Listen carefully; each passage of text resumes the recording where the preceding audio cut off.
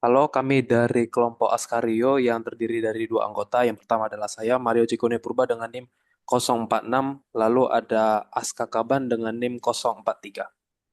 Pada program kami akan membuat program tentang program penerbangan. Latar belakang dari kami memilih program ini karena untuk memudahkan pengguna dalam memesan tiket penerbangan dan menampilkan hasil data yang akurat dari hasil-hasil inputan yang telah diinput oleh pengguna. Kita akan langsung masuk ke dalam programnya. Yang pertama kita akan langsung masuk saja ke program utamanya. Pertama itu kita akan memasukkan banyaknya penumpang. Setelah kita input jumlah penumpang, kita akan melakukan pengulangan dari satu sampai jumlah penumpang. Lalu pada datanya itu adalah data tipe record, maka kita akan menggunakan built-in function with. Untuk masing-masing dari isi dari record ini, kita akan menginput nama, tanggal keberangkatan, bulan keberangkatan, tahun, dan jam keberangkatan. Lalu jika seandainya data dari masih di atas lagi, oke, jika seandainya data dari tanggal yang dimasukkan error, maka data ini dianggap sebagai false dan jika false maka akan mulai inputkan waktu lagi ulang. Lalu ke berikutnya, setelah validasi, oke. Baru setelah kita menginputkan waktu, di sini ada inisialisasi untuk tiap bandara. Yang pertama ini adalah bandara-bandara untuk yang internasional, ada internasional Soekarno-Hatta, lanjut ke bawah. Ini adalah bandara-bandara internasional dan ini ada inisialisasi untuk bandara-bandara yang domestik. Lanjut ke bawah. Setelah selesai untuk mengisi isian inisialisasi dari nama-nama bandara, di sini ada inisialisasi dari nama-nama tiap maskapai yang sedia. Ada Garuda Indonesia, Lion Air, AirAsia, dan sebagainya.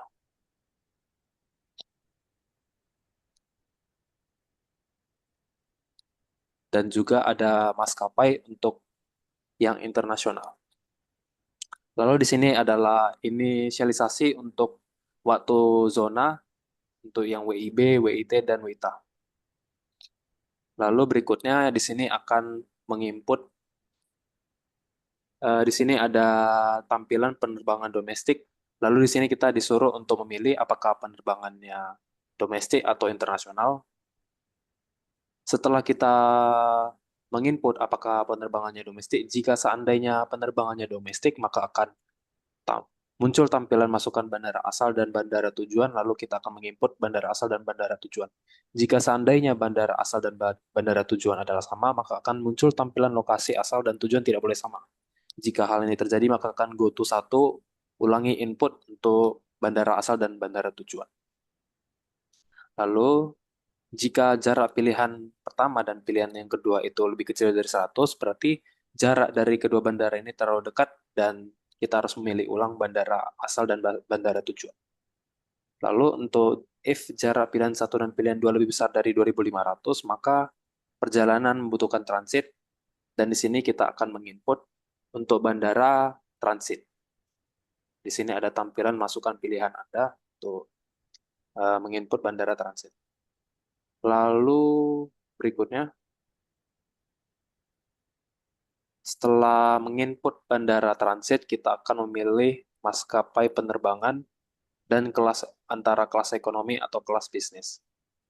Jika seandainya pilihan di luar dari yang ditentukan, E atau B, jika di luar dari itu, maka akan muncul tampilan tolong masukkan kelas yang benar dan ulangi inputan.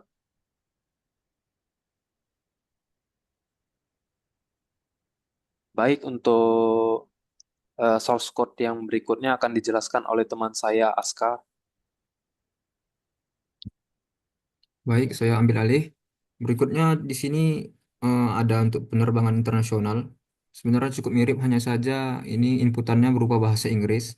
Dan perbedaan lainnya adalah ketika kondisi transitnya ini, yang tadi kan 2.500, tetapi yang ini eh, terjadi transit ketika jarak antara bandara awal dan, dan bandara tujuan itu lebih dari 10.000.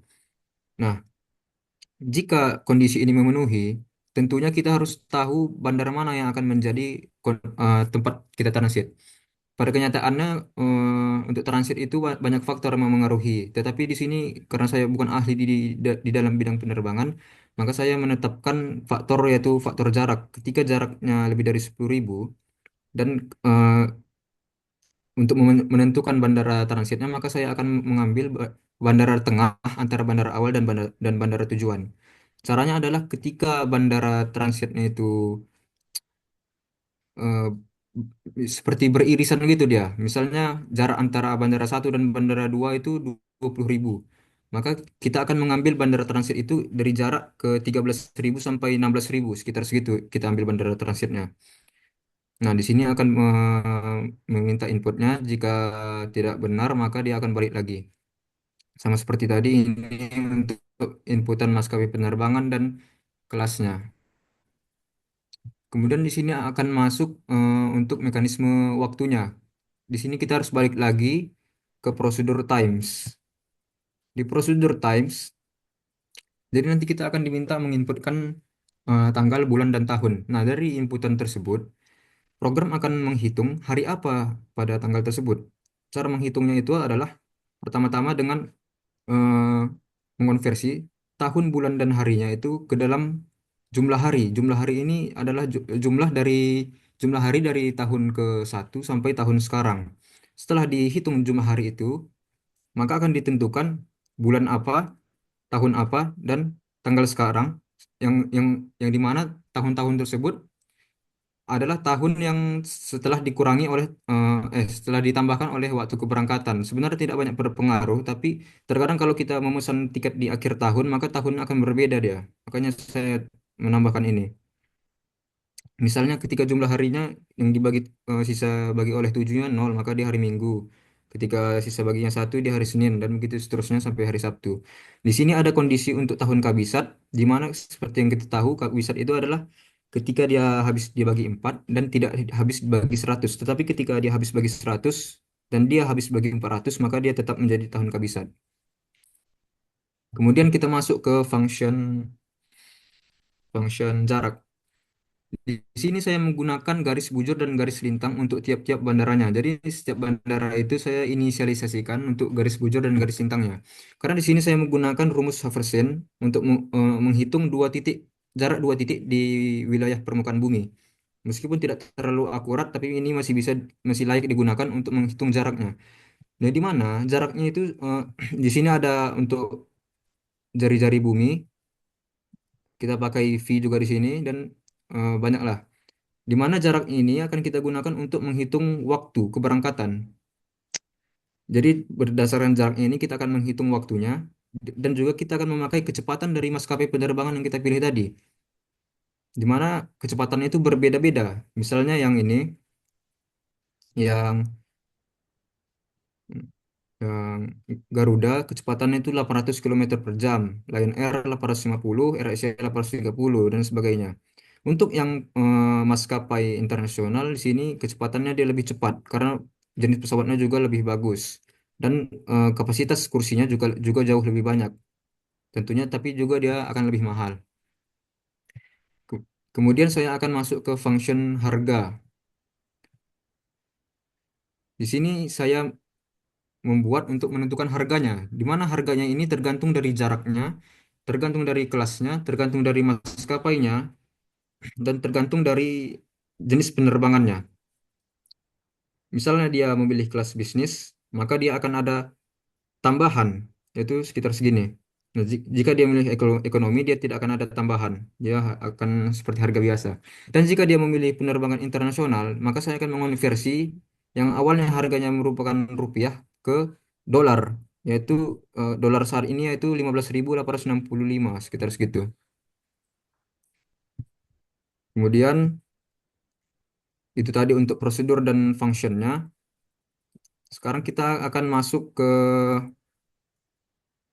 untuk ketampilannya. Nah, di tampilannya ini saya memanggil prosedur times, kemudian saya membuat kondisi, misalnya dia penerbangan domestik, maka dia akan masuk ke instruksi ini, yaitu tiket pesawat domestik, nomor penerbangan, tanggal keberangkatan.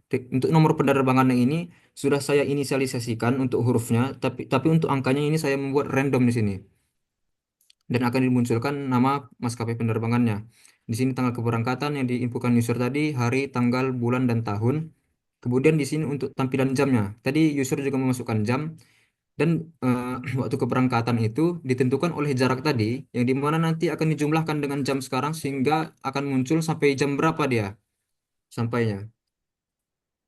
Nah, kemudian ini dia tadi tampilan-tampilannya. Kalau begitu langsung saja kita satu lagi ini ada fungsi key press.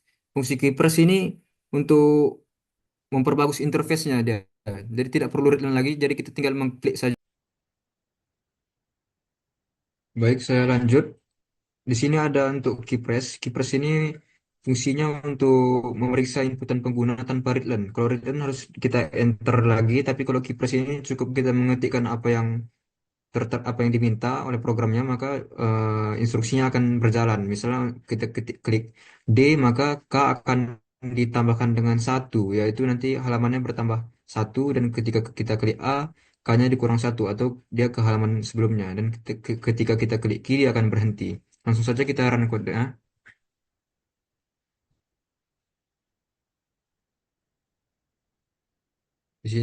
Di sini kita diminta masukkan penumpang, kita masukkan tiga misalnya. Kita masukkan namanya, tanggal keberangkatan, misalnya tanggal 14 bulan 11 2024. Misalnya jamnya kita masukkan salah misalnya ya. Misalnya kita masukkannya jam 25.00. Maka dia akan meminta waktu yang benar. Kemudian misalnya kita masukkan tanggalnya salah. Misalnya tanggal 29 bulan 2. Bisa kita lihat di sini sebenarnya dia 29 Februari itu khusus kabisat. Tapi misalnya kita masukkan tahunnya yang bukan kabisat. Misalnya 2023. Dan jamnya misalnya jam 13. Maka dia akan salah, hari tidak valid. Jadi dia akan mendeteksi itu. Misalnya lagi, misalnya 20 bulan 13 2004 jam 13. Itu juga salah karena tidak ada bulan 13. Langsung saja kita masukkan yang benar, 14 11 2004 jam 23.30 misalnya. Kita pilih domestik, kita pilih di sini ada tampilan bandaranya, ada 26 untuk domestik. Misalnya kita pilih bandara ini, Aceh ini yang jauh dia dengan bandara Bajawa. Nah, karena jaraknya jauh dia akan minta transit. Ada 6 pilihan transit di sini. Pilihan-pilihan ini ditentukan berdasarkan function tadi, function jarak itu tadi. Ada ada Soekarno-Hatta, kita pilih coba Soekarno-Hatta. Kemudian ada maskapai penerbangan, kita pilih Garuda. Kemudian kita masukkan misalnya antara I atau B, kita masukkan selain ini misalnya, kita masukkan key. Maka dia akan terdeteksi. Kita masukkan bisnis misalnya. Terus di sini pelanggan kedua. eh, Misalnya tanggal 31 Desember 2025 misalnya, jam 23.09 internasional. Kemudian kita misalnya dari eh, bandara ini ke Dubai misalnya. Tidak ada transit di sini karena jaraknya mungkin kurang dari 10.000. Terus misalnya kita masukkan pilihannya 7, dia akan terdeteksi salah juga. Sorry, sorry, tidak. Kok belum ya? Sepertinya ada masalah di situ.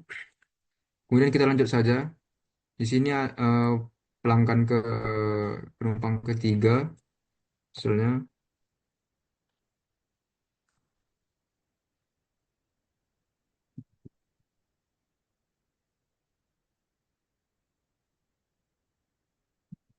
12.45. Kita masukkan domestik internasional. Kita masukkan London ke, nah, Iya. Nah, di sini ada pilihan transit untuk penerbangan internasional. Kita coba masukkan tiga, nah, dia tidak akan terdeteksi. Kalau nol juga gitu. Jadi pilihannya antara satu atau dua. Kita masukkan misalnya dua, yaitu di Saudi Arabia untuk transitnya. Kemudian kita pilih maskapainya dan kelasnya. Nah, inilah tampilannya.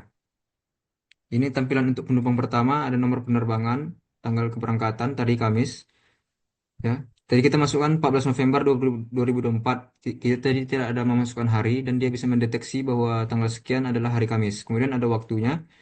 Terus ini tanggal tibanya yaitu hari hari berikutnya, hari Jumat. Karena durasi penerbangannya itu 4 jam. Jadi sudah melebihi jam 11 ini.